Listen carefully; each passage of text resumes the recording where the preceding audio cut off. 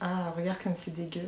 Est-ce que tu penses que j'ai les sourcils fourchus? Très fourchu. Alors la team, il y a quelques jours j'ai commandé cette petite bébête sur Amazon. Pour ceux qui auront peut-être reconnu, c'est tout simplement un bibou microscope. En fait j'ai vu ça à la base sur la chaîne d'une make-up artiste américaine qui regardait ses fards à paupières. Et moi avec mon côté sexy et glamour légendaire, je me suis dit tiens, et si je regardais mes vergetures et ma cellulite? Voilà. Alors je ne sais pas vous par contre, mais ce style de truc ça rend complètement fanfreluche. J'ai eu une microscopite aiguë hier soir. J'ai tout microscopé. Tout y est passé, la bougie, le chien, les plantes, les coussins. Et à un moment j'ai eu la bonne idée de regarder mon nez. Les points noirs. Ne faites jamais ça, je suis devenue folle. Non parce que forcément t'en trouves et pas qu'un peu. Sauf que c'est tout petit, c'est précis, donc t'es là, puis en même temps t'as envie de les retirer, donc tu lâches et puis tu le trouves plus. Bref, je vous mettrai le lien en barre d'infos, mais pour votre bien psychologique, ne l'achetez pas. On va du coup commencer par la cellulite. N'ayez pas peur, je suis en maillot de bain, effectivement on est au mois de novembre, tout est normal. Mais puisqu'on doit analyser ma cellulite, mes vergetures, par-dessus le jean, c'était un peu compliqué. Pour ceux qui sont là depuis quelques mois, voire quelques années sur ma chaîne, je vous avais déjà fait une vidéo sur la cellulite et les vergetures, donc l'idée n'est pas de répéter ce que j'ai déjà dit dedans. Par contre, ce que j'ai eu envie de vous faire, c'est des petites fiches récap, donc je vous les mettrai sur le côté. Et donc pour chaque type de cellulite, les causes et les solutions. D'ailleurs, je précise depuis un petit moment et régulièrement maintenant, je vais vous mettre des petites recettes aux huiles essentielles, bref, des petits remèdes naturels que je peux trouver, que je peux chercher pour vous. Je tiens à le dire et je le redirai autant de fois qu'il le faudra. Les huiles essentielles, c'est à prendre avec hyper précaution, faut toujours se renseigner, ça peut devenir hyper toxique quand c'est mal utilisé. Et toute huile essentielle n'est donc pas forcément bonne pour soi, donc renseignez-vous toujours. Achetez un petit bouquin, achetez un truc, faites des tests, etc. Parce que moi je donne mes petites recettes de façon globale, en généralité, mais je connais pas les particularités de chacun. Donc là du coup on va commencer par la cellulite, il y a Papa Panda qui m'a rejoint. Ce que je vais faire, c'est que je suis en train d'enregistrer en fait mon écran en même temps, donc je vous mettrai un retour caméra plutôt que de nous voir comme ça où ça sert à rien. Tu vas essayer de choper l'arrière de ma cuisse, là où il y a le plus de cellulite, et cette pincée, tu vas pouvoir aller. Je te montre. Donc tu pinces le... Voilà, t'essaies de coller. Alors fais un peu plus loin. Là par exemple, je pense que c'est trop. Essaie de trouver là où il y a le plus de capitons en fait. Tu m'aimeras encore après ça. Après que t'auras vu en gros tous mes capitons. Non mais là c'est mort déjà. Essaie de chercher les... Comment ça c'est mort? En fait, faut vraiment que tu fasses ressortir les cellulites. Ah, c'est horrible. Regarde. Eh, regarde, j'ai les poils blancs. Hein. J'ai pas une grosse crevasse à l'arrière. Tu vois pas de trou. Attends, si je fais ça... Ouais, là je vois plein de trous. J'ai serré les fesses. Ah, mais c'est horrible. Même on en voit un. Ah, là on les voit de ouf.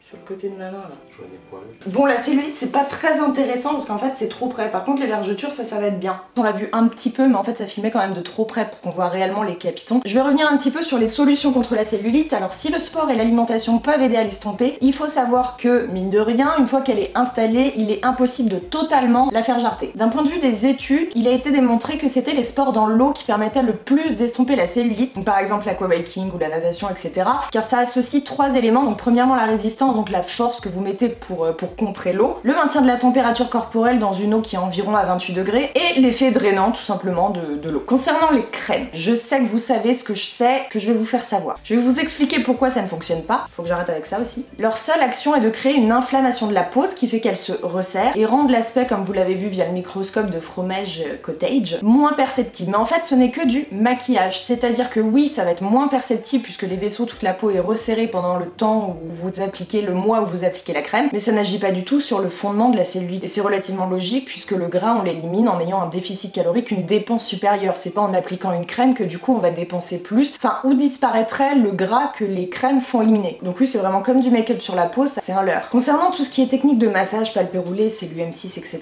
Ceux qui me suivent aussi depuis un moment savent que je travaillais avant en institut minceur, donc je pratiquais sur moi et sur les clientes ce type de choses très régulièrement. Le palpé roulé, je crois que je m'en faisais une fois tous les 2 jours environ. Et quand j'ai arrêté, j'ai remarqué qu'effectivement ma cellulite était revenue très légèrement, ou tout du moins que mes jambes étaient plus flotteuses. Donc en tout cas sur la cellulite aqueuse, je trouve que ça fonctionnait bien parce que ça draine. Maintenant sur le gras, la masse graisseuse en soi, on passe aux vergetures. J'ai réglé mon truc et du coup j'ai une petite molette en fait sur le microscope qui me permet de voir de plus ou moins près. Alors c'est parti, je vais prendre sur l'intérieur de ma cuisse parce que c'est là où j'ai le plus de vergetures et en plus elles sont encore rouges. Autant sur l'extérieur des cuisses elles sont blanches mais sur l'intérieur de la cuisse elles sont rouges. Je vais essayer de dézoomer un peu. Je sens que je vais m'éclater avec ce truc. Si vous avez des idées d'autres vidéos que vous voulez que je fasse avec, je sais pas sur quoi. Là j'avoue que j'ai pas d'idée. Mais si vous en avez, dites-moi, on s'amusera encore ensemble. Alors là je suis de loin pour commencer. Bah là déjà on en voit des belles. La vache.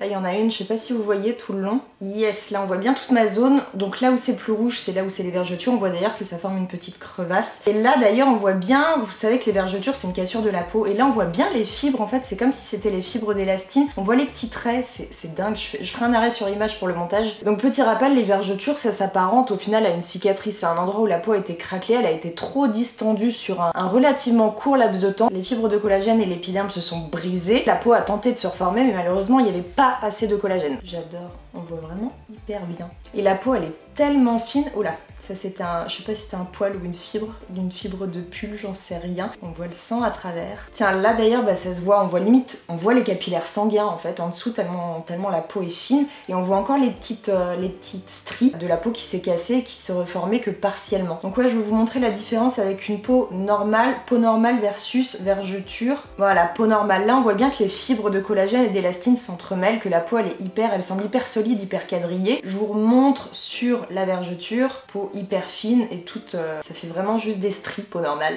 vergeture, peau normale, vergeture.